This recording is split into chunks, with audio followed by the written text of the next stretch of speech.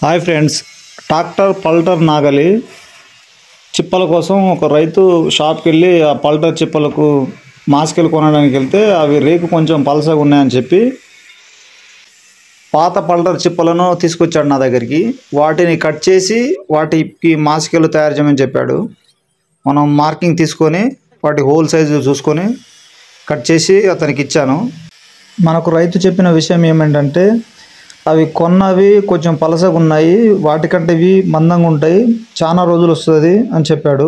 అదే వేసుకుపోయినామన్నా అంటే అవి మనకు లాస్ట్ టైం వేసుకుంటే ఎక్కువ రోజు రాలేదు, ఇది వేసుకుంటే చాలా రోజు వచ్చిందని చెప్పాడు. దానివల్ల మన దగ్గర తీసుకొస్తే పాత చిప్పలను కోసేసి అతనికి సరిపడ ముక్కలు ఎన్ని కావాలో కట్ చేసి ఇచ్చాను.